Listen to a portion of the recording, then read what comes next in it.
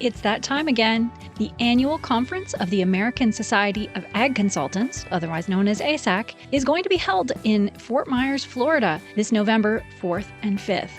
Kurt Covington is one of 9 professionals who will address the conference. The other speakers who will cover a wide range of topics represent Florida Farm Bureau, Florida Citrus Commission, University of Tennessee Institute of Agriculture, National Ag Law Center, Risk Mitigators and Advisors, Tyler Associates, as well as the lead economist for dairy at CoBank, and myself, Chrissy Wozniak from North American Ag. The day and a half of presentations will be followed by ag tours on Tuesday afternoon at Echo Farms, one of my favorite places here in Fort Myers.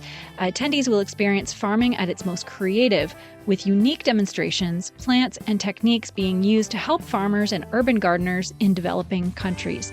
A second tour at Echo will showcase simple technologies that can improve food, water, and shelter for millions of people. A third tour of a hydroponic grower is also being planned.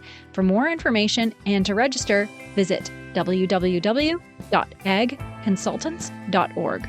That's www.agconsultants.org. See you there. Today's Ag Spotlight episode is sponsored by Energrow. Energrow's oilseed pressing system helps farmers crush their feed costs. The easy way to make fresh, homegrown, high-quality meal plus expeller pressed oil right on the farm. The fully automated Turnkey Crush Pro is easy to set up and run 24/7.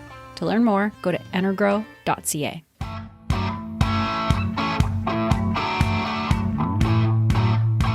Hi, and welcome to the North American Ag Spotlight. I'm Chrissy Wozniak.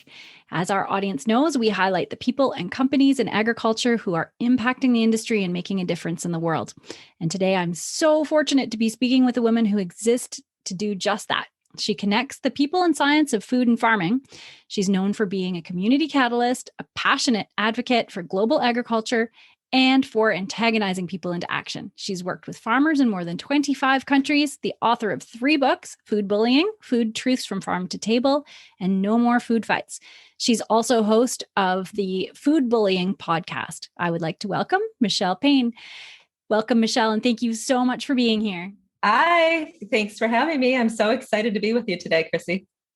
So I understand you were born into dairy farming. So can you tell me a little bit about your background? I was indeed, and I'm still a Holstein breeder today. I grew up in Southern Michigan on a registered Holstein farm and went to Michigan State University, where I then worked in the international dairy genetics business, which then led me to the National FFA Foundation in agriculture education, which then led me to open my own business about 20 years ago, which is really hard to believe. And so I've been working as a professional speaker and an author since that time, and really work to try to connect people in food with the farm side of the plate. That's awesome. And you're the host of the Food Bullying podcast. So why did you choose that media type to get your message out? Well, we started podcasting in conjunction with the launch of my food bullying book because we thought that it was a medium that would be able to reach more people. And I actually worked with Liz Green on that podcast. And it was really interesting to hear the questions that came in from listeners, as I'm sure you probably have experienced yourself. Yeah. And in your new book, Food Bullying, you address this bizarre situation that we find ourselves in these days, where marketing labels and misinformation, they're used to bully and demonize people about their eating choices. So what led you to write a book that is devoted to that issue? Well, my first 2 books actually really led up to that book, because when I finished Food Truths from Farm to Table, which is my second book, I knew that I couldn't get all of the food truths into that book. And, there's 40,000 products in the average grocery store in the United States. And so I was convinced that we are being manipulated around our food choices. And I was able to find some research that pretty clearly proved that from the neuroscience arena. And I had already started writing the book at that point, because I saw very clear examples all the time from all over the world, unfortunately, how people are bullied about food. Right. It's really interesting, because when you look in the States alone, food is a $5.75 trillion business. Wow. And that's trillion with a T, in case I'm not enunciating. Huge business, right? It is, yeah. And when you look at the opportunities to create confusion and emotionalism through fear, unfortunately, that is a very rampant problem across the grocery store and restaurants. And I think that it's probably true on both sides of the border. I mean, have you had that experience, Chrissy? Yes, absolutely. Yeah. Yeah. And it's funny, food labeling is it really turned into this source of inconceivable mistruths. And it's really become a battleground for those involved in agribusiness. So can you explain the problem and kind of where it stands right now? Sure. So I sorted through a whole lot of FDA, EPA, USDA documentation when I was writing the book to try to find the labels that weren't BS, which bull speak is what I'm referring to when it comes to the book. And it's interesting because I do think that we have a bit more of a labeling problem here in the States than you do in Canada. I know that, for example, around GMOs, you have some pretty strict regulations, and we have a butterfly, so that's one example. But really the reason why food bullying matters from a business standpoint, from an agribusiness standpoint, is because it's removing choice. It's removing choice on the farm. It's removing choice in the store for consumers. I happen to believe that farmers should be allowed to farm as they choose to, as they best see fit for their land, their animals, and their family and their business. And unfortunately, we have a variety of tools being taken away, whether that's particular chemistries, whether it's increased regulations, whether it's the fear that's created, for example, in the dairy aisle. Way back when our BST was first released, did we really have to label milk as hormone-free? Because that's a myth. Right. That's the reality. And so, that's a tool that's been lost because of the marketing that's been around it. And there's any other number of examples, from eggs to GMO to animal welfare to hog housing and the like. Very frustrating from the agriculture side.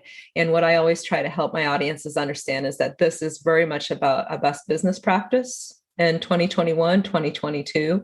And we have to be able to help people better understand where their food comes from. Yeah, for sure. And I've seen it myself. It causes anger toward the end user as well, like from the perspective of agribusiness, right? Well, it does. It not only causes anger, but it creates distrust. Mm-hmm. And when I wrote the book, there's a cycle in there, the food bullying cycle, and it starts with disconnect at around 9 o'clock. And, we're 3 to 4 to 5 generations removed from the farm. And I think that's probably true on both sides of the border within a generation or so. And with that disconnect comes distrust. And you don't trust what you don't know. For example, Chrissy, if I were to come knock on your door 6 months ago, would you have let me in? Right. And that's the challenge that we all have, is you don't trust what you don't know, particularly in such a time of uncertainty. And so from that distrust comes fear, and the bullies play on that fear. Mm-hmm. And it has some pretty negative ramifications for all of us in agriculture. Yeah, for sure. I saw a recent LinkedIn post that said 54% of consumers are looking for statements about the absence of certain ingredients. So antibiotic-free, non-GMO, chemical-free. So how did this even happen? How is it? Usually this is added, but this is the absence of. Yes. It's really interesting because these labels make these claims. Something is hormone-free. Well, let me assure you that with the exception of salt in the grocery store, nothing is hormone-free.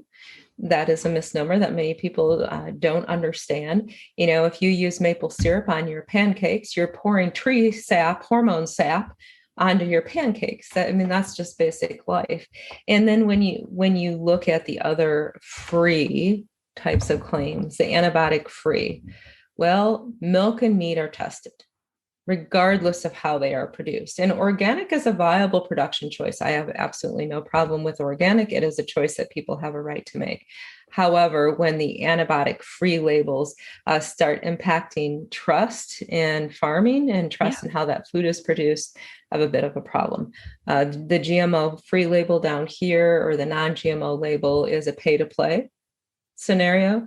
So the butterfly that I referenced earlier, I get a little irritated, shall we say, when I go to Aldi and the bag of miniature bell pepper or miniature peppers that I used to buy that has had no genetic modification are not one of the dozen products on the market that can be genetically modified and are approved for that.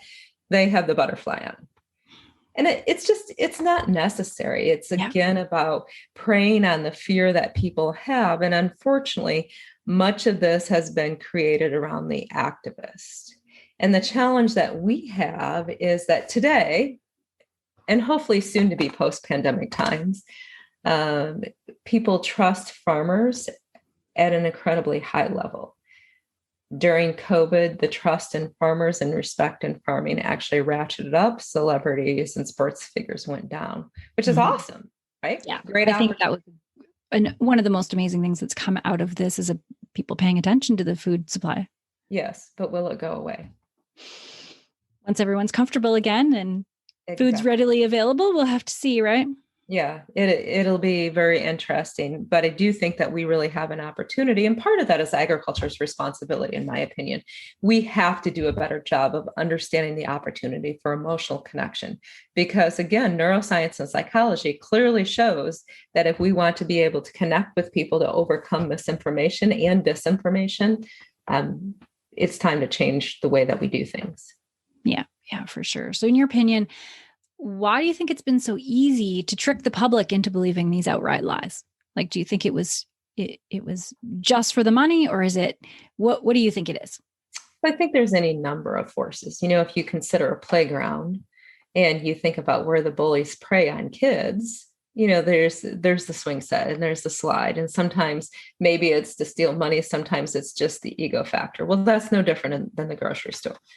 We have companies that want to ratchet up their image. So there's different restaurants that have their own clean label.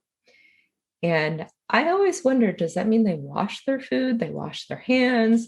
Like, why? Because without any definition, there's no distinction. And if it's not a federally mandated label, a federally regulated label, it's not worth the paper it's printed on, frankly. And so you have some that are trying to look like they're doing social good. You have others that frankly have been bullied by activist organizations, particularly around animal welfare, particularly around GMOs. And so that's part of their reason. But clearly profit is a huge motive for many, the same as it is in our business. Mm-hmm. And the challenge is that people are disconnected.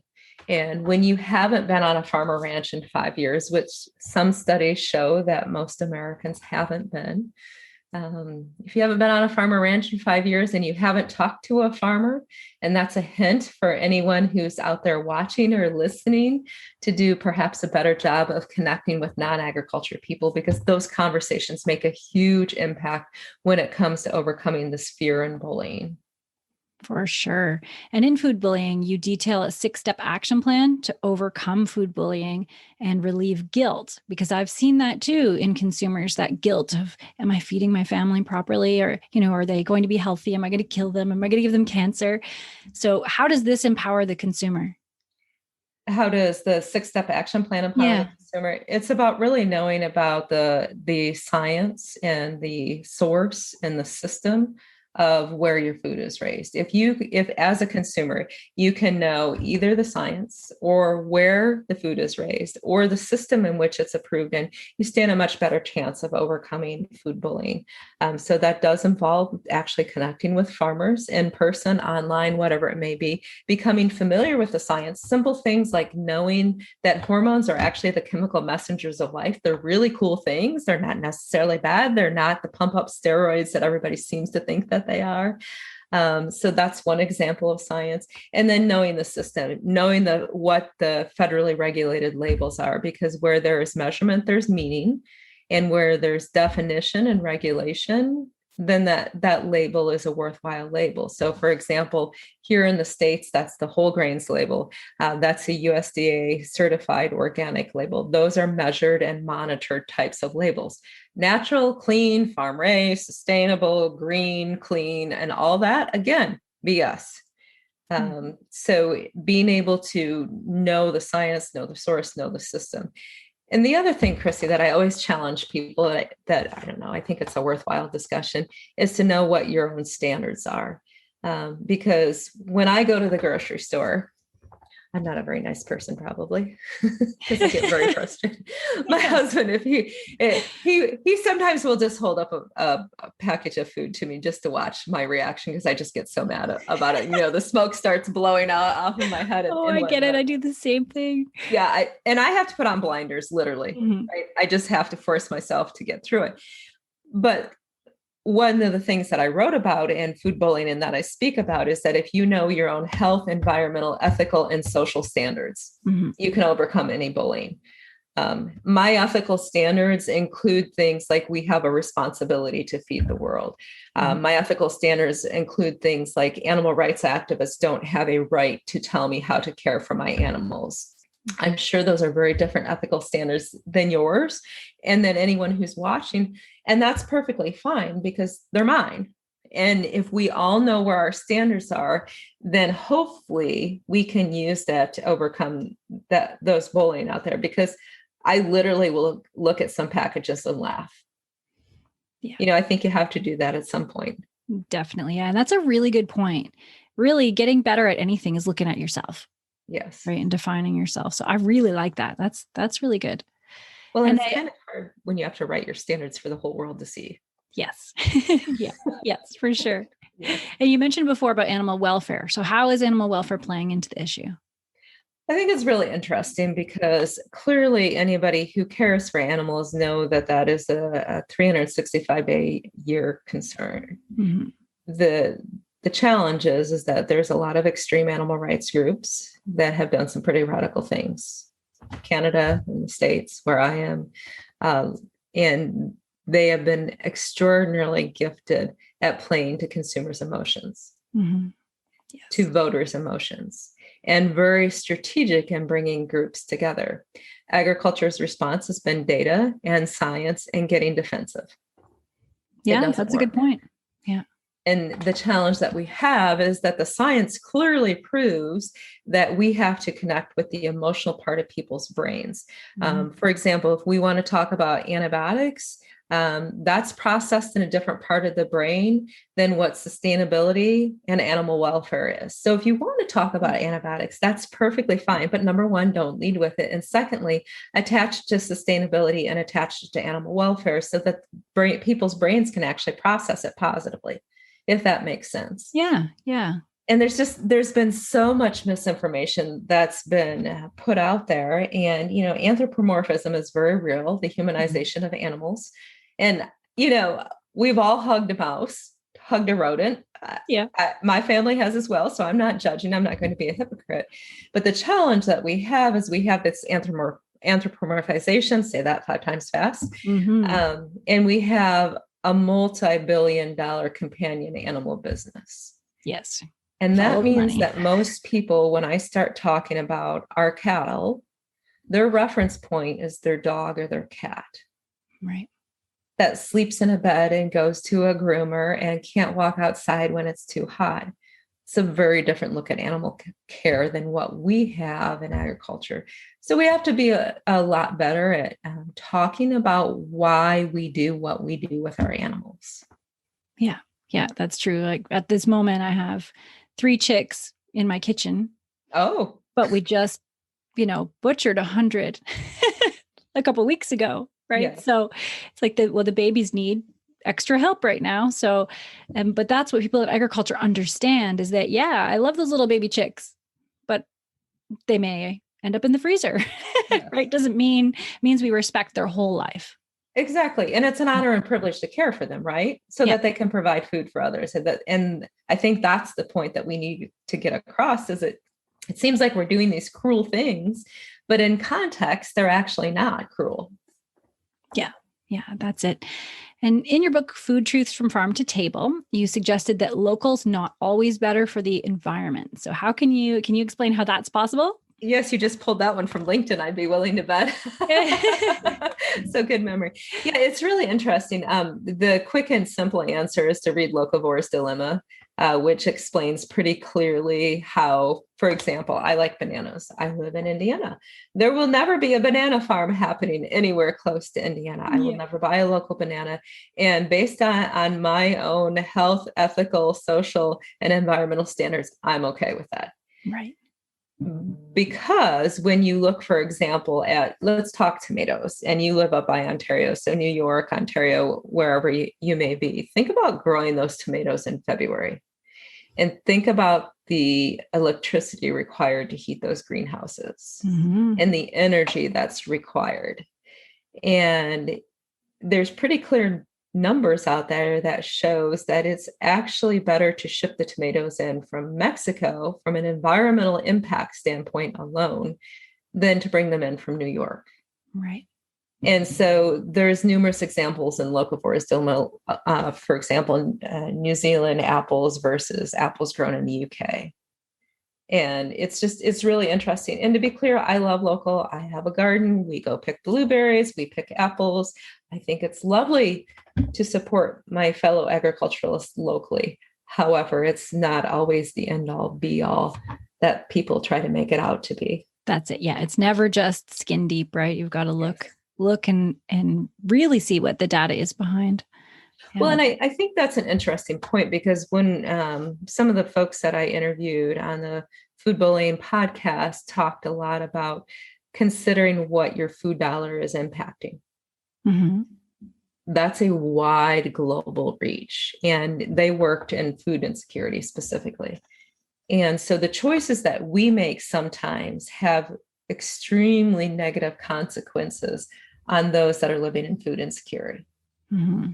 Because eggs that cost 50 cents more because voters were bullied into believing that was better for the chickens as far as the laying houses, that's a big deal to someone who can't afford food for their family. Yeah, that's a good point. Yeah. Yeah, for sure. What do you think are the biggest opportunities in agriculture today? As far as connecting with consumers, or... Yeah, I guess in general, I know you also speak about mental health. You speak about a range of things. So I guess, from your, inner perspective, what do you think? Sure. Well, that's a big question. Yeah. I need more caffeine for that. I really think, and I will admit to being biased on this because of my own work, but I really think that we have the opportunity to connect brains and behavior. Mm-hmm. And I've been trying to step into that space recently to help people in agriculture understand how to take better care of ourselves. We're really good at taking care of our land. We're really good at taking care of our animals. We're not so great at taking care of ourselves. And clearly statistics prove from suicide rates to mental health challenges that we need to do a better job. Yeah. And likewise, the data and the science is out there that shows very clearly that we have to connect with consumers in a different way than what we have been doing. You have to take time to get off your tractor seat, or at the very least, at least take a picture from your tractor seat and put it on Instagram and talk about why you're doing what you're doing. Yeah. Because if we can help consumers understand that their behavior impacts us, we have a different conversation on our hands, right? So I think there's a lot of opportunities, again, around connecting brains and behavior, whether it's from the mental health side within agriculture or whether it's looking across the plate beyond agriculture and trying to protect some of our interests from this crazy amount of bullying that's out there, talking about what we do. I don't know about you, but it makes me a little angry. It really does. Yeah. I think, those of us in agriculture, we know where our food comes from. We hear these things over and over again, and it's hard to believe that there are people out there that believe the myths, right? So when you do face people in a conversation, I always feel a little bit shocked. Like, you actually believe that? Yes. So this is a great challenge for everyone who's watching or listening. Your next extended family gathering, whether it's the 4th here in the States, whether it's Thanksgiving in Canada or whatever the holiday may be, mm-hmm. when you're together with your extended family that you may not have seen for the last year and a half, ask them how they feel about where their food comes from. And promise me you won't throw food at them or punch them. Right? Because it is shocking to a lot of people. And I've worked across all the provinces, I've worked across most of the states. And even people in the most rural areas don't understand why you're out there spraying chemicals, folks. They think that you're like poisoning the land. And they don't understand why we're doing what we do with our animals if we're not talking about the why behind it. Yeah.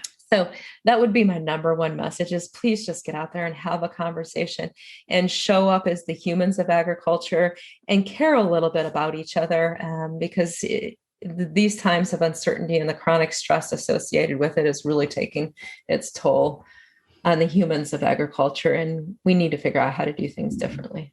Definitely. Yeah. So one last kind of big question.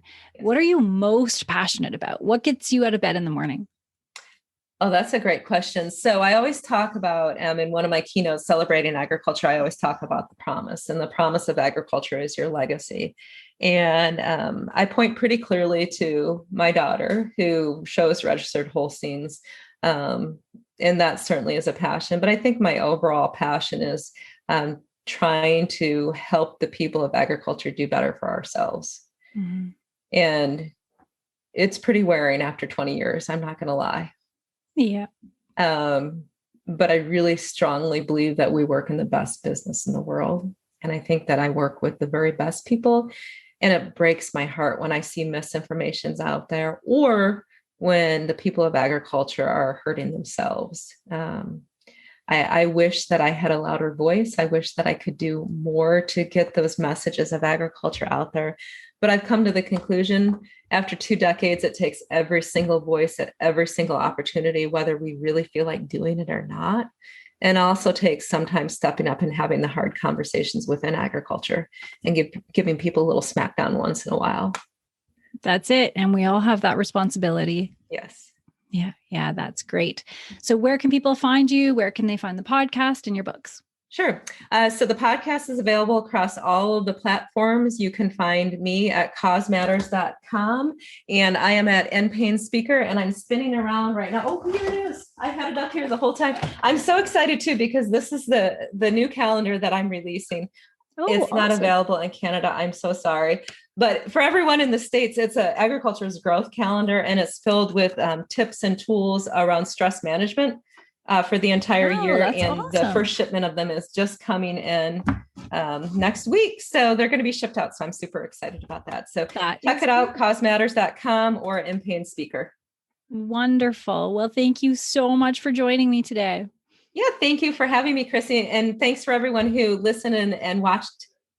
Yeah. Thanks to everyone. If anyone wants more information, the links will be provided in the show notes. Don't forget to subscribe to North American Ag Spotlight YouTube channel. And the podcast is available on Spotify, Apple, Stitcher, Amazon, wherever you listen to podcasts. And I'm assuming that food bullying is also available on all of them as well. It is indeed. Very good. Well, everybody have a great day. Thank you so much. Happy summer. Thanks.